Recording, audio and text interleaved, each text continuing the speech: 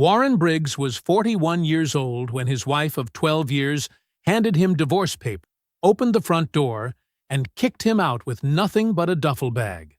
Trish kept the house, kept the savings, or what she claimed was left of it, and kicked him out like he was nothing. She had spent 14 months quietly draining their joint account into a secret life she was building with another man, certain that Warren was too passive, too predictable, too soft to ever see it coming. And for a moment, it looked like she was right. But what Trish never understood was that the quietest man in the room is not always the weakest one. Warren didn't just survive being kicked out with nothing. He built something, quietly, deliberately, the way he had always built everything. And one afternoon, while Trish was driving through an unfamiliar neighborhood, she pulled up to a stop sign and saw him, standing in the driveway of a house that dwarfed everything she kept. A Rolls-Royce parked beside him, and a woman in his arms who made her jaw go slack. Warren looked up, met her eyes, and gave her one calm nod. Before we jump into the story, comment where in the world you are watching from, and subscribe, because tomorrow's story is one you need to hear. The coffee was still hot. That was the detail Warren Briggs would remember later. Not the sound of Trish's heels on the hardwood. Not the way the morning light came through the kitchen window and fell across the table in clean yellow stripes. He would remember that his coffee was still hot when everything changed. He sat at the kitchen table the way he always did on Tuesday mornings, files spread open in front of him, a red pen tucked behind his ear, his reading glasses pushed up on his nose. The project on the table was a drainage assessment for a stretch of county road outside Marietta. 60 pages of soil data, load calculations, and site photographs that most people would find deeply boring. Warren found them peaceful. Every number told the truth. Every measurement meant something. You asked the right questions, you got the right answers. Simple as that. He was a builder, had always been one. Not just in the professional sense, though he was that too. Warren Cole Briggs, licensed civil engineer, founder and principal consultant of Briggs Infrastructure Solutions, LLC. He had spent 16 years designing the things most people drove over and walked across and never thought about. Bridges, drainage systems, load-bearing roadbeds, the invisible architecture underneath daily life. His clients were municipalities and private developers who needed someone who would not cut corners, would not guess, and would not miss. Nobody called Warren Briggs twice because they had to. They called him again because he was right the first time. He reached for his mug without looking up from the drainage report. That's when he heard her. Trish's footsteps came down the stairs with a particular kind of purpose. Heels, not the flat slippers she wore on lazy mornings. He glanced up. She was dressed sharply. A fitted blazer, dark slacks, her hair pinned back in the way she wore it when she had a showing or a meeting. She was a real estate agent, so a dressed morning wasn't unusual. What was unusual was that she hadn't mentioned anything last night. No, I've got an early showing over dinner. No alarm set on her phone. He noticed. He didn't say anything. Morning, he said. She didn't answer. She moved to the counter, poured herself no coffee, and stood with her back to him for a moment. Warren watched her the way he watched a structure he wasn't sure about yet. Quietly, without judgment, just gathering information. She turned around. Something in her face was locked down tight. Not angry exactly, more like decided. In her hand was a manila envelope. She crossed the kitchen in 4 steps and set it on the table in front of him, right on top of the drainage report. The metal clasp clinked softly against the table. She crossed her arms and stood back. Warren set down his coffee. He looked at the envelope, then up at her. Her eyes were flat and steady. She wasn't nervous. She had practiced this moment. He could tell. She was ready for whatever he was going to do. He picked up the envelope, opened the clasp, and pulled out the papers inside. He read them the same way he read everything. from the beginning, without skipping, without rushing. He turned each page carefully. 12 pages total, filed with the Fulton County Court 11 days ago. Trish had retained an attorney named Gerald Marsh. Warren had never heard of him, but the filing was clean and organized. Somebody had put real thought into it. He read every word. Trish stood there with her arms crossed, waiting for the explosion. He could feel her waiting for it. The raised voice, the slammed table, the panic. Something she could point to later. He gave her nothing.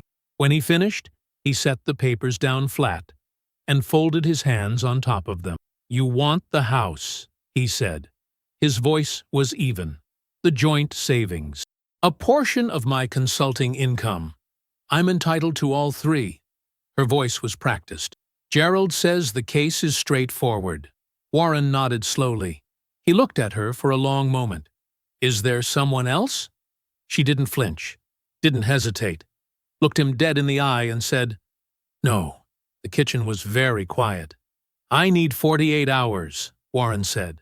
"Before I sign anything, I want to sit with my own attorney." Something moved across Trish's face, a brief, barely there loosening, like she'd braced for a fight and was relieved to skip it. "Fine," she said. "That's fine." She picked up her purse from the counter and walked to the door that led to the garage. She didn't say goodbye. Warren listened to the garage door open, listened to her car back out, listened to the neighborhood go quiet again. Then he sat still for a little while with his hands still folded on top of the divorce papers. He pulled the financial records that afternoon, sat down in the home office with his laptop, logged into the joint account, and navigated to the balance summary the way a man checks something he already knows and just wants confirmed. The number on the screen was not $47,000, it was $6,200. He leaned forward. He clicked on the transaction history and started scrolling. His eyes moved slowly down the screen, line by line, date by date. Every withdrawal was under the bank's standard flagging threshold, small enough to look like nothing by itself. But there were dozens of them, stretched across the last 14 months, in a pattern so deliberate and so patient that the breath left his body slowly, like air leaving a sealed room. Every transfer had gone to the same account number, one he had never seen. Warren sat very still. He didn't cry. He didn't slam the desk or stand up or make a sound. He just sat there with the screen glowing in the quiet room, looking at what 14 months of careful, calculated betrayal looked like when laid out in rows. Then he closed the laptop. He picked up his phone. He called Uncle Harold. Uncle Harold's porch light was already on. That was the first thing Warren noticed when he pulled into the driveway on Kellner Street.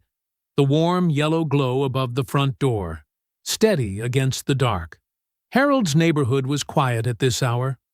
Old oak trees lined both sides of the street, their branches reaching toward each other overhead, like the vault of a cathedral. Warren sat in the truck for a moment before cutting the engine.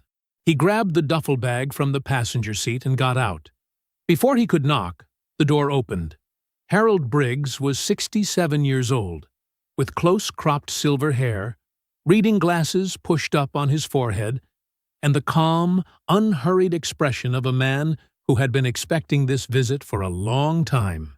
He was still dressed. He had a dish towel folded over his shoulder, and the faint smell of reheated food drifting from somewhere behind him. He looked at Warren. He looked at the duffel bag. He stepped aside and held the door open. "I made extra," he said. They sat at Harold's kitchen table the way they had sat together 100 times before. Coffee between them, the overhead light warm and steady, the rest of the house quiet. The table was old, dark-stained oak with shallow rings from years of mugs. Warren had done homework at this table as a teenager, after his father died, and Harold had quietly become the man who showed up. Warren opened his phone and pulled up the screenshots he'd taken of the account history. He laid the phone on the table and turned it toward Harold without saying anything. Harold put on his glasses. He didn't speak for almost 2 minutes. He just looked at the screen, scrolling slowly with one careful finger, his eyes moving the same way Warren's had, line by line, date by date. His expression didn't change much, just a slight tightening around the jaw. The kind of look a man gets when a number confirms something he'd hoped was wrong. He set the phone down. "How long?" Warren asked. 14 months, Harold said. "Give or take." He picked up his coffee. "These amounts, you see how they stay under 3,000 each time?" Warren nodded. "That's not careless spending." Harold's voice was measured and flat. "That's structured. Somebody knew the thresholds. They knew exactly how much to move at one time to keep the bank from generating an alert." He set his mug down. "That takes planning, Warren. That takes knowledge and patience, and a person who was thinking about this for a long time before they started." The kitchen was very still. "The account she transferred to," Warren said. "I don't recognize the number." Harold nodded slowly. He said nothing else about it that night. He didn't need to. The shape of the thing was already clear. They both understood what they were looking at. The next morning, Warren drove back to the house. Trish's car was in the driveway. He hadn't called ahead. He parked, walked to the front door, and let himself in with his key. She came around the corner from the kitchen when she heard the door, and her expression shifted fast, from surprise to something measured and composed. "I need more time," Warren said. "I'm not signing anything yet." The composure held for exactly 3 seconds. "I want you out of this house today, Warren." "Trish." "Today." Her voice was sharp now. No more practiced calm. "I've been more than patient. I'm done waiting." He looked at her. "Are you serious right now?" She walked to the front door and pulled it open. Then she stepped to the side of it, standing there like a bailiff, like she had rehearsed this part too. Warren looked at her for a long moment. Then he went upstairs. He packed a proper bag this time. Not just what fit in a duffel, clothes, his good-dress shoes, the folder of personal documents he kept in the nightstand, his father's watch from the top of the dresser. He moved through the bedroom slowly, deliberately, without slamming drawers or making statements. He took what was his and left everything else exactly where it was. When he came back downstairs, she was still at the door. He walked toward her, stopped just inside the threshold. She said, "I always knew you'd leave quietly." Warren looked at her, really looked at her, the set of her jaw, the careful stillness of her posture, the small, satisfied lift at the corner of her mouth. He read her the way he read a structure that had failed, looking for the moment it was decided. "I'm not leaving quietly, Trish," he said. "You're just not worth the noise." She closed the door. He sat in the truck in the driveway for a while. The engine was off. The street was ordinary around him, a neighbor's sprinkler running, a dog barking somewhere down the block, clouds moving slowly across a plain white sky. Then he put the truck in reverse and drove away without looking back. That night, Warren sat on the edge of the bed in Harold's spare bedroom. The room was simple and clean. A lamp on the nightstand. A window facing the oak trees. He sat with his hands laced together between his knees, looking at the floor, not thinking anything in particular, just feeling the weight of the day settle. Harold appeared in the doorway. He leaned against the frame with his arms folded, easy and unhurried, watching his nephew the way he always had, like a man who knew the difference between broken and bent. "You're not broken," Harold said quietly. "You're just at the foundation." He paused. "And you know better than anybody. Everything starts there." The office of Attorney Constance Dade was on the 14th floor of a glass building in Buckhead, and everything about it communicated the same thing: precision. No clutter, no soft edges. The desk was dark walnut, clean as a drafting table. The bookshelves behind it were organized by subject and color-coded with small tabs. On the wall to the left, a single framed document, her law degree from Emory, hung level and centered. There were no motivational quotes, No decorative plants, just clean lines and the kind of stillness that belonged to a person who did not waste space. Warren arrived 7 minutes early.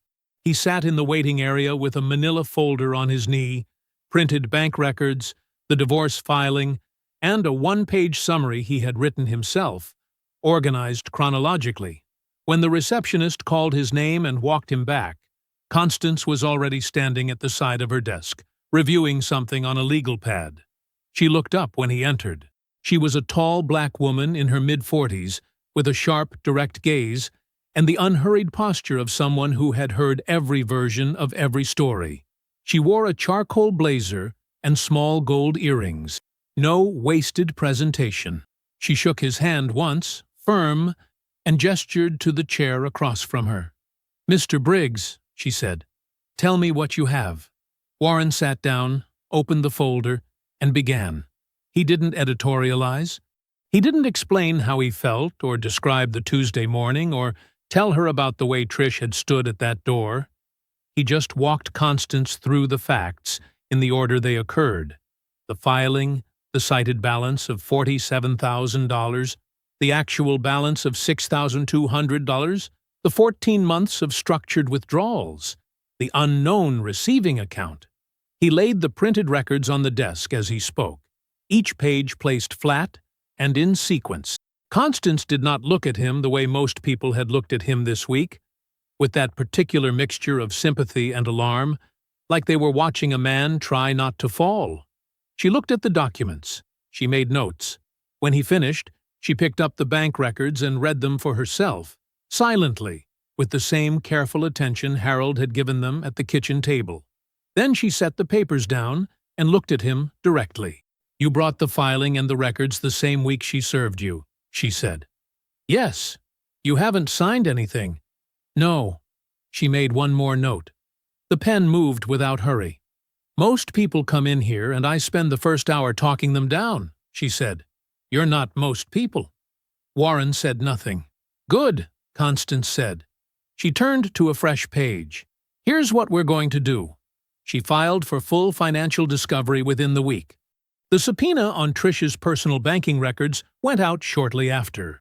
Constance was precise and quick, and Warren understood within the first 2 meetings that she was exactly the instrument this situation required. Not a counselor, not a handholder, but a woman who built cases the way Warren built load plans, from the foundation up, with nothing left unsupported. While they waited for the subpoenaed records to come back, Warren moved into a furnished apartment in Midtown. 10th floor, a one-bedroom with a desk by the window and a direct line of sight to the city skyline. He didn't decorate it. He didn't need to. It wasn't a home yet. It was a position, a place to work from while the larger structure took shape. He went back to work. His private consulting firm, Briggs Infrastructure Group, was still operational. Uncle Harold had recommended he incorporate it independently 3 years into the marriage, quietly, carefully, as a professional safeguard. Warren had done it without drama and without telling Trish much about it, not out of secrecy, but because she had stopped asking about his work by then and he had stopped volunteering information into the silence. The firm had 2 active municipal contracts. Both required his attention. He gave them both everything he had. He worked long hours and slept without difficulty. He didn't drink more than usual. He didn't call Trish. He went to Harold's for dinner on Sundays and came home to his apartment and sat at the desk by the window and built things on paper until the city outside went quiet. 2 weeks after the subpoena was filed, Constance called. "Come in tomorrow morning," she said. 9 o'clock. He was there at 8:52. Constance was already at her desk when he arrived. The legal pad was open. There were 2 sets of documents on the desk, the originals from Warren's file and a new set of printed records he hadn't seen before. She let him sit down and get settled before she spoke. "The account receiving your joint funds," she said, "is a joint account." Warren looked at her. "Joint between your wife and a man named Brendan Fields." The room was very still. Constance continued without pausing. the way a person delivers information that does not benefit from softening. Brendan Fields was a real estate attorney. He had drafted Trish's divorce filing. 18 months ago, 14 months before Warren had ever seen a single page of those papers, Brendan Fields and Trish had co-purchased a townhouse together. The down payment had been drawn from the account receiving the drained funds. While Warren was depositing paychecks into their joint account, Trish had been transferring his money, carefully and deliberately, into a life she was building with another man. The affair had not started when the marriage ended. The marriage had been ended so the affair could be formalized. Warren sat across from Constance and absorbed every word without expression. He looked at the records she slid across the desk. He read the name, Brendan Fields, and the account number, and the property address, and the date of purchase. He read it all the way. A man reads a structural report that has just told him where the collapse originated. Then he looked up. "How clean can we make this?" he asked. Constance opened a fresh legal pad. Warren walked out of Constance's building into the mid-morning heat of Buckhead. The sun was already high and sharp, the kind of Atlanta morning that didn't ease into the day. It arrived all at once. He stood on the sidewalk outside the glass doors, pulled out his phone, and called Dominique. She picked up on the second ring. "Talk to me," she said. No hello, no preamble. That was Dominique. Warren told her everything. The account, the name, the townhouse, the dates. He kept his voice even and low, the way he always did, standing still on the sidewalk while foot traffic moved around him like water around a post. When he finished, Dominique was quiet for exactly 3 seconds. "Brendan Fields," she said. "You know him?" "I know of him." Her voice had a particular flatness to it, not surprise, but confirmation. The sound of a suspicion finally getting its paperwork. "I ran into his name about 8 months ago. Background check on a client referral. Nothing related to you. Something felt off. I never dug further because I didn't have a reason to." A short pause. "Now I do." "I need you to dig," Warren said. "I've been waiting for you to ask me something," she said. "I was starting to think I'd have to bring it to you uninvited. How long have you been watching this?" "Long enough to know Trish didn't come up with this by herself." Her tone didn't shift. It stayed flat, professional, with that undercurrent of loyalty she never performed but always demonstrated. "Give me 2 weeks," Warren said he would. He thanked her. She told him not to thank her and hung up. He stood there another moment, then put his phone away and walked to his car. The months that followed were not dramatic. They were grinding and slow and procedural in the way that legal battles always are when the other side has prepared carefully and believes they are winning. Trish's legal team came in hard. They pushed for the full asset division she had planned. The house, the joint account balance as she had cited it, a percentage of Warren's consulting income going forward. They filed motions and counter-filings and presented Trish as a wife who had contributed substantially to the household and was entitled to her share of a life she had helped build. Constance did not blink. She introduced the fraudulent fund transfers in discovery with the kind of organized, documented precision that was difficult to argue against in a room where everything had to be proven on paper. The records showed exactly what they showed.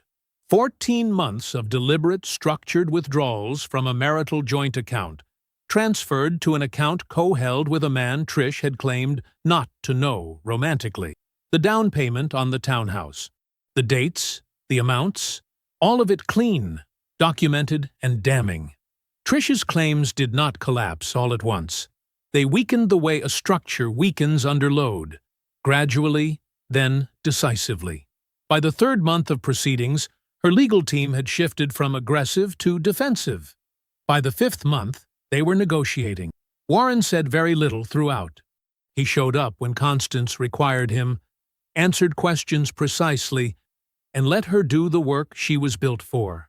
In the hallways outside the hearing rooms, he did not look at Trish with anger. He did not look at her with longing. He looked at her the way he looked at a project that had gone over budget and off-spec, with clear eyes and the focused attention of a man who was already calculating what came next. She looked back at him like she was searching for the version of him she expected to find. The one who would be diminished by this, the one she had planned for. She didn't find him. Outside the hearing rooms and away from Constance's office, Warren worked. He had dinner at Harold's every Sunday. Harold cooked, asked practical questions, and did not offer more comfort than Warren needed. They talked about the business, about contracts, about the city's infrastructure budget cycle, and where the opportunities were lining up. Harold had a way of steering conversation toward the future with such consistency that being around him made the past feel like something you'd already filed correctly. In the 6th month of proceedings, Briggs Infrastructure Group was awarded a municipal contract that was the largest in the firm's short history. A drainage and road foundation project covering 3 city blocks in a southwest Atlanta neighborhood that had been flooding during heavy rain for years. It was the kind of contract that warranted a press release, a celebration, maybe a dinner with the team. Warren told no one outside of Harold and the 2 engineers on his staff. He signed the contract, filed the paperwork, and went back to work. The consulting firm grew quietly, the way everything he built grew, without announcement, without performance, without anyone watching who wasn't supposed to be there.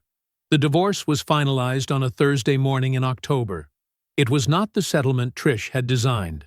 It was not the financial demolition she had spent 14 months engineering. Constance had built the case too carefully for that. Warren did not walk away with everything. He hadn't expected to. But what he walked away with was solid ground.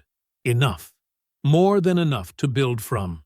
He signed the final papers in Constance's office, at the same dark walnut desk where they had first sat together.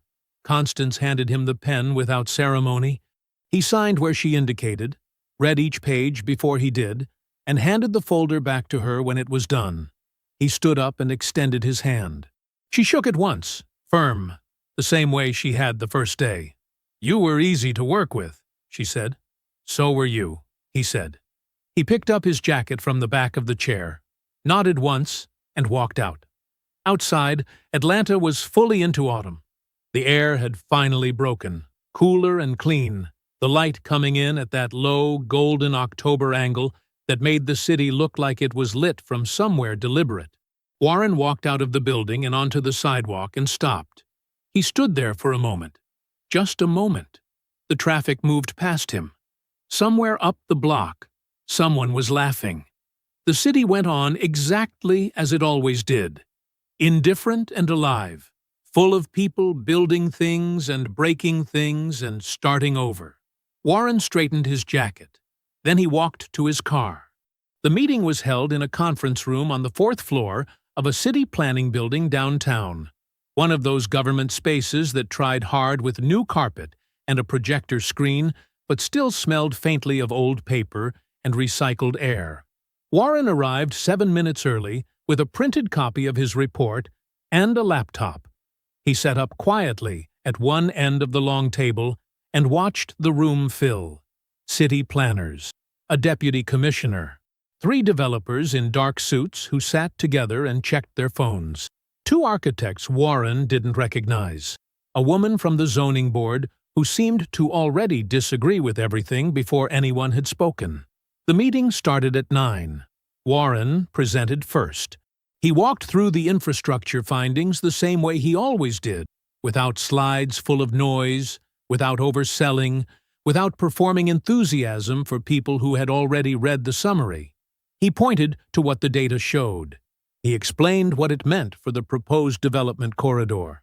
He answered 2 questions from the planners, one from the deputy commissioner, and sat back down. Then Adaeze Okonkwo stood up. Warren noticed her before she spoke. She had been sitting across the table and slightly to his left, and she had been paying close attention, not taking notes, but listening in that particular way that meant she was already thinking 2 steps ahead of whatever was being said.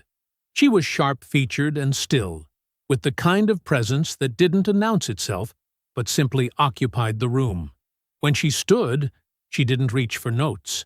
She spoke about the mixed-use development proposal from memory, with the precision of someone who had been living inside the problem for months. She argued for a design approach that centered walkable density in the Eastern Corridor, which happened to be exactly what Warren's report had flagged as the highest yield structural opportunity in the entire project zone. She used language that was architectural, but she translated it as she went, making sure the planners and the deputy commissioner were following without condescending to them. She pushed back on a cost objection from one of the developers with a number she pulled from memory without blinking. She was good. She was genuinely, specifically good. Warren found himself leaning forward slightly without meaning to. The meeting broke at 11:15. People gathered laptops and coffee cups and split into smaller clusters of conversation. Warren packed his bag, then crossed the room. "Ms. Okonkwo." She turned. Up close, she was maybe 5'6", in a tailored dark green blazer, and she looked at him with the direct, assessing calm of someone who had been looked past in enough rooms to have stopped giving people the benefit of the doubt. "Your presentation," Warren said. The Eastern Corridor argument. That was the right call. She studied him for exactly one beat. "Your infrastructure report supported it," she said. "Eventually. It supported it throughout. It supported it in footnote 14, she said. "You buried the best recommendation in the report in a footnote." She tilted her head slightly. "Why?" He opened his mouth, then closed it. Then he laughed, a full, real, completely unguarded laugh that came from somewhere he hadn't visited in a long time. The sound surprised even him. She watched him with something that was almost amusement. "That's not a denial." "No," he said, still recovering. "It's not." He shook his head. "I didn't want to overreach. The footnote was a flag. I expected someone to find it." "Someone did," she said, and extended her hand. "Ada Okonkwo. Warren Briggs." They shook. Her grip was firm and brief, and she didn't make a thing of it. They ended up talking in the hallway for 20 minutes. It started as a professional debrief.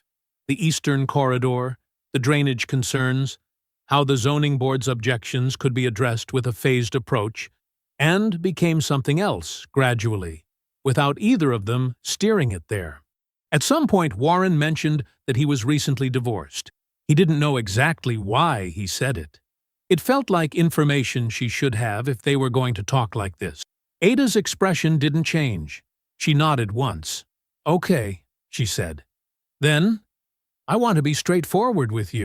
I have zero interest in being anyone's rebound." "That's fair," he said. "It's not a judgment," she said. "It's just who I am. I don't do placeholder." "Neither do I," he said.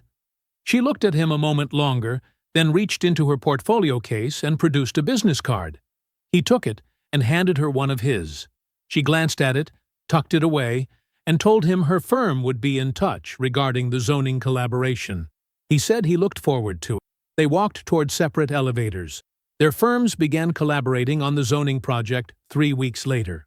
Email became a phone call. A phone call became coffee in the lobby of a building they were both presenting at. Coffee became dinner at a quiet place in Ponce City Market that Ada chose, and Warren was 10 minutes early for. Then, a second dinner. The dinners were easy, unhurried. Ada asked about his work, not politely, but with actual curiosity, the kind that pushed back when she disagreed and went quiet when she was genuinely thinking. She challenged his assumptions about the Southwest Corridor project and was right often enough that he stopped being surprised by it. She talked about her own firm with the directness of someone who had built something real and didn't need to perform modesty about it. She never once made him feel small. Several months after that first meeting, they were at a rooftop restaurant in Midtown. A warm evening, the Atlanta skyline spread out behind her, the air finally carrying a hint of summer's end. Ada swirled what was left of her wine and looked at him across the table. "What are you working toward?" she asked. Not what are you building? What are you working toward? The distinction was intentional. He knew that about her by now. Warren thought about it for exactly as long as it deserved. A foundation nobody can touch, he said. Ada looked at him steadily for a moment. Then she lifted her glass. He touched his to hers. Dominique texted on a Thursday evening. 3 words. Need to meet. No explanation. No follow-up. Just the text and then silence, which meant she had something real. Warren replied, "Come here. I'll be home." She arrived at his midtown apartment at 7:15, with a manila folder tucked under one arm and a paper bag with 2 containers of jerk chicken from the place on Peachtree she'd been going to since they were teenagers. She set the food on the counter without comment. Then she set the folder on the kitchen table and sat down across from him. No small talk, no preamble. That was Dominique. She opened the folder and turned the first page to face him. "Brendan Fields," she said. "Read." Warren read. The first section was a name he didn't recognize. Paulette Mercer, 41, currently residing in Decatur.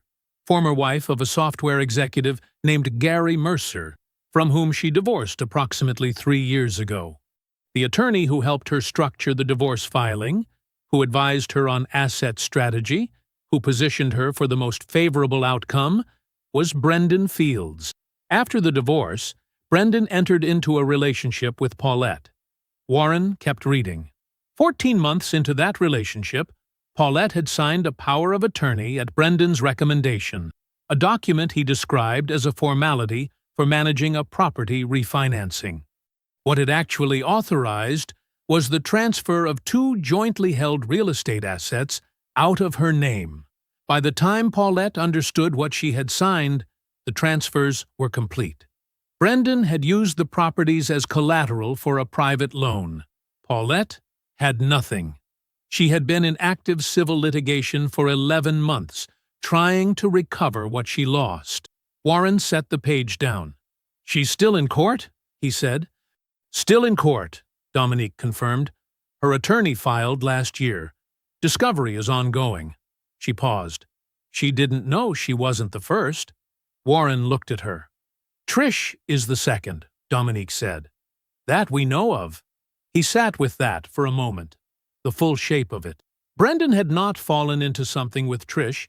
He had moved into her the way he moved into everything, the way a man moves into a house he has already decided to take. He had identified her. He had made himself useful to her. He had waited until she did his work for him, until she burned her own marriage down, and handed him the ashes to build on. "She doesn't know," Warren said. It wasn't a question. "No," Dominique said. "She thinks she's the one who made the moves." She folded her hands on the table. "She's not the architect, Warren. She's the material." He didn't say anything for a moment. He looked down at the page. Thought about Trish standing at that front door with her arms crossed, absolutely certain she was in control of every variable. Thought about the Tuesday morning she dropped that envelope on the table like she was placing a final stone. She had handed herself to a predator and called it freedom. It was the saddest thing he had heard in a long time. Dominique flipped to the second section of the folder. "There's more," she said. The townhouse that Brendan and Trish had purchased together, the one funded in part with money drained from Warren's joint account, had a more complicated financial history than just that. Dominique had traced 3 of Brendan's recent real estate transactions, including the townhouse, through property records, bank filings, and a source she didn't name. What she found was a pattern of overbilling. Brendan had been inflating client invoices for years, small amounts, methodical increments, and routing the excess into accounts that fed his private investments. Real estate acquisitions, primarily. The kind of transactions that looked clean from the outside because the money entered through a legitimate legal billing system before it was redirected. No client had ever caught it fully. Not because it was perfectly hidden, but because no client had ever filed a coordinated complaint with enough documentation to force a real investigation. The Georgia Bar Association had received individual grievances about Brendan before, 3, across 6 years, but each one had been reviewed in isolation and dismissed as a billing dispute. No one had ever put all of it together in one place. Dominique patted the folder. "Until now," she said.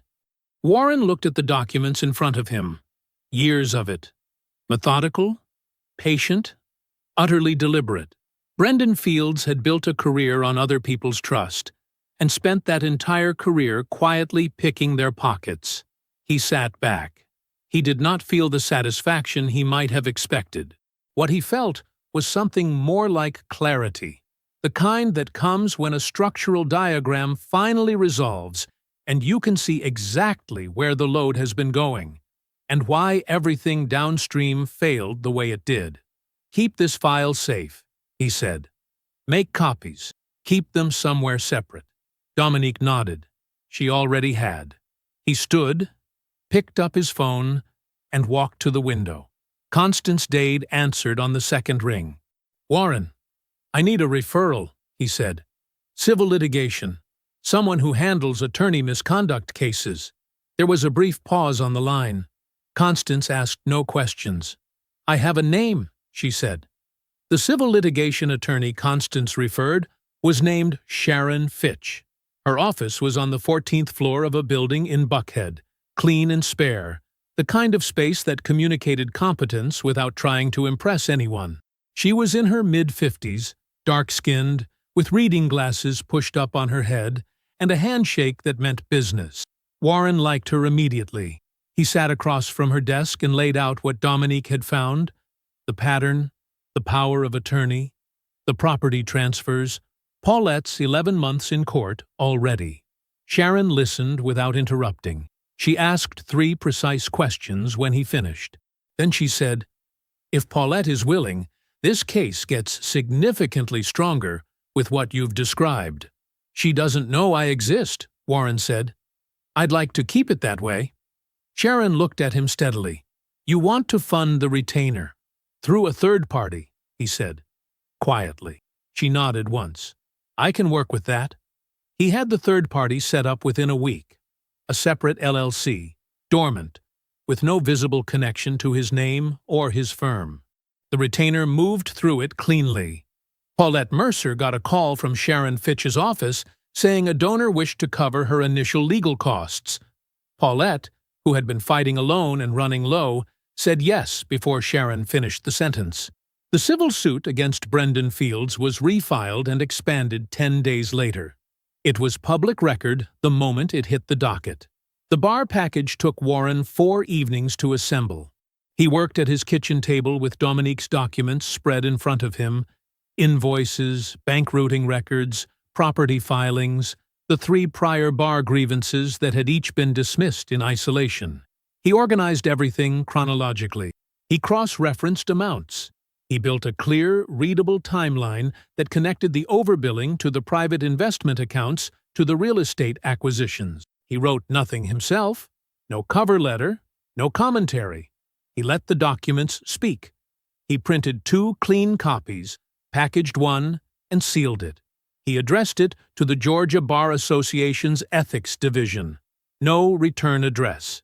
He drove to a FedEx location in a neighborhood he rarely visited and sent it from there. He told no one except Uncle Harold and Dominique. Uncle Harold sat with it quietly when Warren told him. Then he said, "You didn't destroy anything, son. You just made sure the weight landed where it belonged." He poured Warren a second cup of coffee and didn't say another word about it. Dominique's response was simpler. She looked at Warren across the kitchen table, pressed her lips together to keep from smiling too wide, and said, "Good." Trish called on a Wednesday morning. Warren was in his car leaving a site meeting when her name appeared on the dash screen. He looked at it for 1 full second before he answered. "Warren." Her voice was careful, warm in that particular way that meant she had rehearsed it. "I know it's been a while. I think it would be good for us to close things properly. No lawyers, just coffee." He merged onto the highway. "Sure," he said. "Send me a time." He called Uncle Harold that night. Harold listened and said, "She's not reaching out because she's at peace. She wants to see what she can still see." Then he said, "Don't give her anything to hold." Dominique was more direct. "She's fishing, Warren. She drove past that house. She knows something shifted. She wants to know how much." Warren said, "I know." They met at a cafe in Midtown on Friday at 11. Trish was already seated when he arrived. Navy dress, gold earrings, the particular brand of effortful casualness that meant she had put 40 minutes into looking like she hadn't. She smiled when she saw him. Full, warm, practiced. "You look good," she said. "You too," he said, and sat down. She asked about his work with the gentle, curious tone of someone who had never once asked about his work when it counted. He told her things that were true and meaningless. A project timeline, a city contract, the general shape of a busy quarter. Nothing she could use. She nodded like she understood any of it. Then she said, leaning forward slightly, "I hear your firm has been doing really well." "It's been a good year," he said. She smiled. "I always knew you had it in you." He looked at her evenly. Let that sit exactly where she left it. Then he said pleasantly, "How's Brendan?" A small hesitation. Just a fraction. "Good," she said. "Really good, actually." Warren nodded. "Glad to hear it." He picked up his cup. He should make sure he has his own attorney, though. Not someone from his network. Someone independent. Property disputes get complicated when they cross state lines. Trish went still. "Just something to keep in mind," Warren said. He drained the last of his coffee, set the cup down, and picked up the check before she could reach for it. He left a clean tip and stood. "Good to see you, Trish," he said. He walked out. She did not call after him. He could picture her sitting there after he left. The cafe noise around her, her coffee going cold, turning his last sentence over in her hands and trying to figure out what it opened and what it closed. That evening he was at Ada's apartment, sitting at her kitchen counter while she stood at the stove. The smell of rice and pepper filled the room. She glanced over her shoulder. How'd it go? Warren rested his arms on the counter. "She's not the danger anymore," he said. "She's just someone who made a choice." Ada nodded and turned back to the stove. They ate. The 2 municipal contracts came in 6 weeks apart. The first was a stormwater infrastructure overhaul for a county outside Atlanta. 18 months of work, the kind of project that required a firm with Warren's specific combination of engineering credentials and independent consulting capacity. The second was a transit corridor assessment for the city itself. Bigger, longer, the kind of contract that changed what a firm looked like on paper and what a man looked like in a room. Warren did not celebrate loudly. He called Uncle Harold. He told Ada over dinner, matter-of-factly, the way he told her most things. She set down her fork, looked at him across the table, and said, "Warren, that's enormous." He smiled. She reached over and squeezed his hand once, and that was enough. He started looking at properties quietly, the way he did everything. No real estate agent at first, just him, driving on weekends, getting a feel for neighborhoods the way he got a feel for sites. He knew what he was looking for. He had known for a while. He found the house on a Tuesday, corner lot, 2 zip codes north of the house Trish kept. The structure was a Craftsman, wide-fronted, solid-boned, with a 3-car garage set back from the main facade and a long driveway that curved slightly before reaching the door.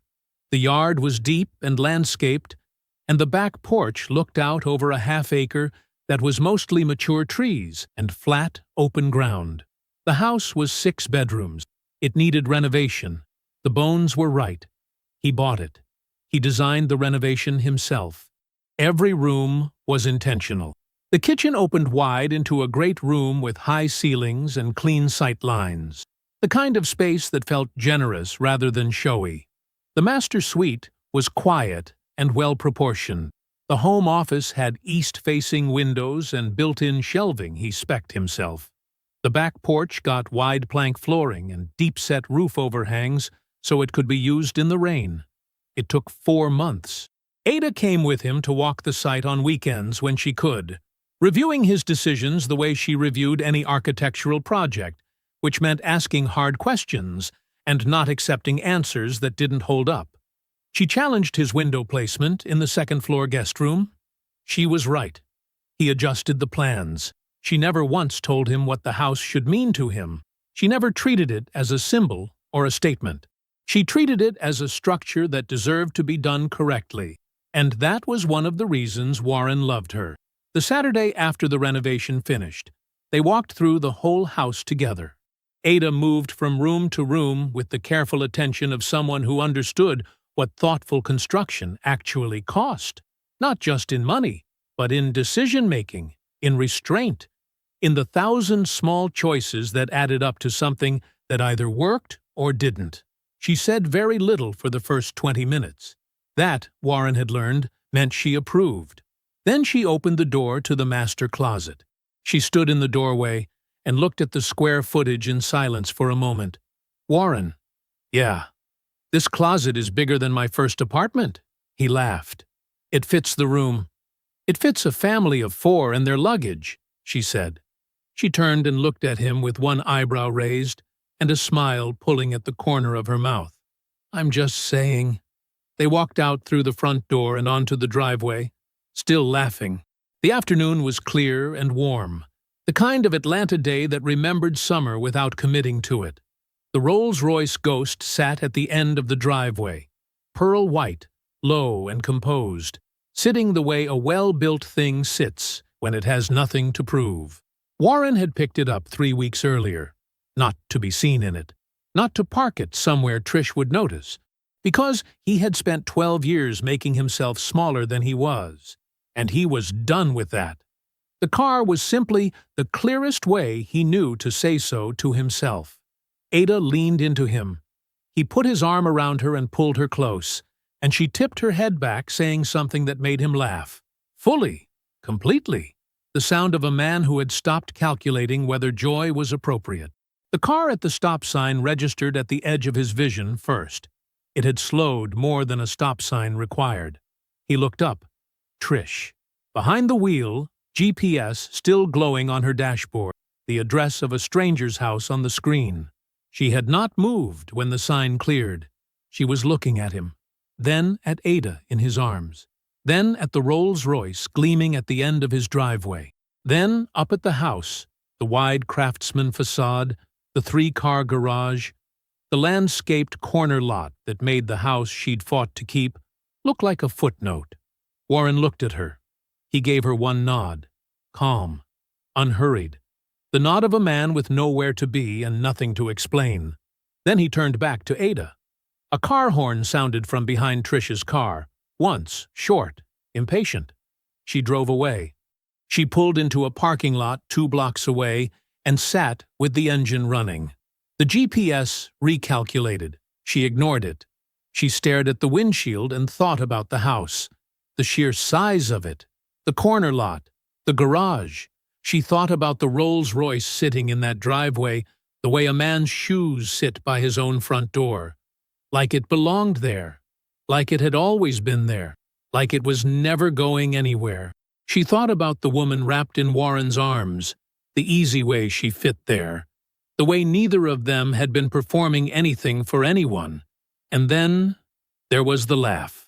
She had heard it through her closed window as she sat at the stop sign, full and unguarded, the sound of a man with nothing held back. She could not remember that laugh. 12 years, and she could not place a single moment when Warren had laughed like that. The Georgia Bar Association sent Brendan Fields a formal notice on a Thursday morning. Warren learned about it from Dominique, who had been watching Brendan's professional profile the way a careful person watches a crack in a wall, quietly, consistently, waiting for the moment it spread.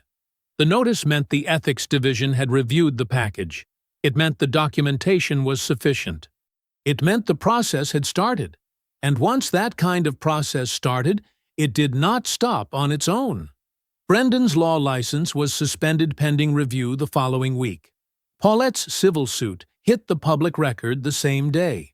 Two of Brendan's former clients, men who had paid his overbilled invoices for years and said nothing because they didn't know there was anything to say, read Paulette's filing and recognized the pattern in their own paperwork. Both contacted the bar within 10 days of each other. 3 complaints, 1 suspension, 1 civil suit. And the documentation package, sitting in the Ethics Division's files, organized so clearly that a first-year investigator could follow it without asking a single question. Warren did not celebrate. He noted it. He moved on. Brendan listed the townhouse for sale in the middle of all of it, a move that read, to anyone watching, like a man trying to convert a burning asset into cash before the fire reached him. The title company caught it before the listing had been active 2 weeks. The down payment, traced through account records during the discovery process, led back to the joint account Warren and Trish had held during the marriage, the same account Trish had drained in careful increments over 14 months, the same account whose withdrawal history Constance Dade had subpoenaed and documented and used to fight the divorce settlement. The title company flagged the transfer as potentially fraudulent. The sale was frozen. Brendan's response was quick and predictable and stupid. He transferred the townhouse into Trish's name alone. On paper, it looked like generosity. In practice, it was a man dropping a lit match and stepping back. The transfer didn't distance him from the fraud. It handed Trish sole ownership of a property, funded with money she had stolen from a joint marital account. She was no longer just a wife who had made some poor choices. She was now the sole holder of fraudulently funded real estate, with her name on every document, and investigators who were already looking. The phone call from her attorney came within 48 hours. Trish hired the attorney herself. That part, at least, she got right. She found a woman named Sandra Pruitt, sharp, experienced, not connected to Brendan in any professional capacity. Sandra looked at the full picture in their first meeting and told Trish plainly that cooperation was her only viable path away from a co-conspirator charge. Trish cooperated. She answered questions. She provided records. She gave them everything they needed about Brendan's structure and his methods and the account she had not fully understood she was building with stolen money. She lost the townhouse entirely. She kept the house, the one from the divorce settlement, the one Warren had walked out of with a duffel bag, while Trish stood at the open door. She kept it, but it sat around her now like a room she had renovated for someone else's life. Her income, without Brendan's resources threaded through it, could not carry the mortgage the way she had planned. She was not destitute, but she was smaller than she had built herself to be. Quietly, measurably smaller. Beverly Holloway called Warren on a Wednesday evening. He saw the name on his phone and answered on the second ring. Her voice was careful. She did not say much directly. She was a proud woman and did not know how to ask what she wanted to ask. She said she had heard through family that things were difficult for Trish, that there was some trouble, that things were not what they were supposed to be. Warren listened.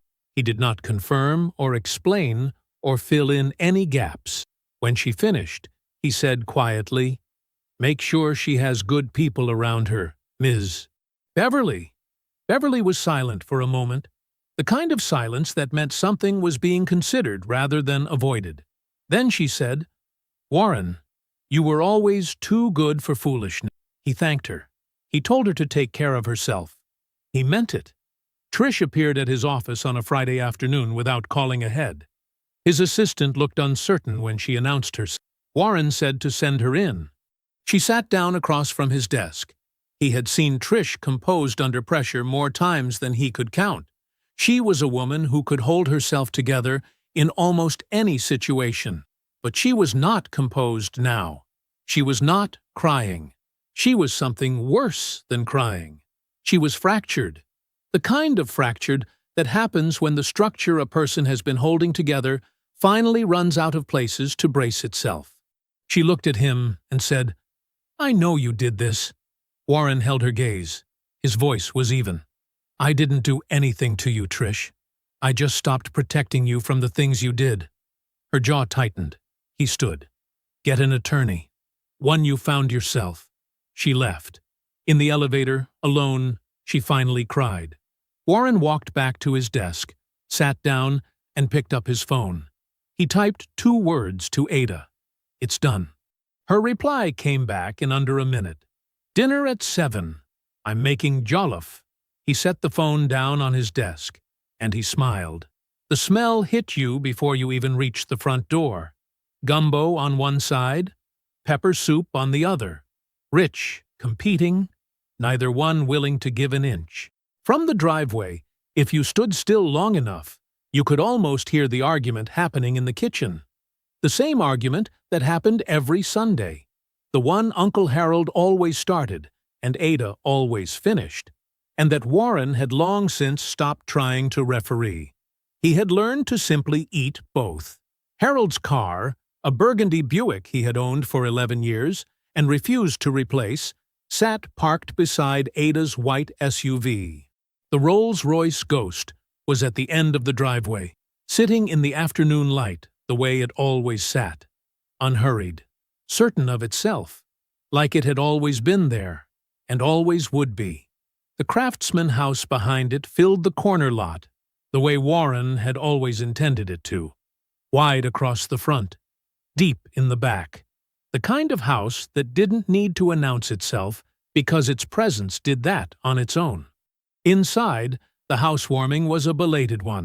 Ada had moved in 7 months ago, officially, though she had been spending more nights than not for months before that. Her architectural drawings were framed in the hallway now, not as decoration, but because Warren had asked to hang them and she had let him, which was its own kind of statement. Their firms had formally collaborated on 2 city development projects in the past year. The second one, a mixed-use corridor in southwest Atlanta, had won a regional planning award that sat on the shelf in Warren's home office between his engineering certifications and a photograph of him and Uncle Harold at a job site 15 years ago. Dominique arrived at 4 o'clock with a bottle of champagne under her arm and an envelope in her hand. She handed the champagne to Ada without ceremony and the envelope to Warren with a look that said everything before he even opened it. He opened it. Inside was a card. No signature, no flourish. 3 words, written in Dominique's precise, no-nonsense handwriting. I told you. Warren laughed. A full, unguarded laugh that came up from somewhere deep. He held the card up so Ada could see it from across the room. Ada read it, looked at Dominique, and shook her head slowly. You are something else. I am consistent, Dominique said. Which is different. Harold emerged from the kitchen at that moment with a wooden spoon in his hand and gumbo on his apron, looked at all 3 of them and said, Whatever y'all are celebrating out here, come do it over a bowl. The rue didn't take all afternoon to be ignored. Brendan Fields was facing criminal charges. The referral from the Bar Association's Ethics Division to the State Attorney General's office had taken 4 months to produce an indictment, but it had produced one: client fund fraud. Misappropriation. The overbilled accounts, documented so clearly in the package Warren had assembled, had given investigators everything they needed to work backward through years of transactions. 2 of his former clients had agreed to testify. He was no longer practicing law. His license, suspended first, then revoked, was gone. The Polish was gone with it. The tailored suits, the authoritative voice, the practiced way he occupied a room as though the room had been waiting for him. All of it required a platform. He no longer had one. He was simply a man who had spent his career building on other people's foundations, and had none of his own left to stand on. Warren knew this the way he knew most things now, through Dominique, through Constance, through the quiet channels that carried information to people who had been paying attention. He did not dwell on it. It was simply a fact about the world, the way gravity was a fact. Brendan had built wrong. The structure had failed. That was the whole of it. He had heard about Trish through Marcus Webb, a mutual contact from their old neighborhood who mentioned it without drama over the phone one afternoon. She had sold the house. The mortgage had become unmanageable on her income alone, without Brendan's money threaded through the budget the way it had been. She was in an apartment now, across town. Smaller, quieter. A job that paid the bills without matching the life she had mapped out for herself. Marcus said it, the way people say things they think will land harder than they do. Warren said, "I hope she's doing all right." He meant it in the way you mean something when it no longer costs you anything. He did not think about her much.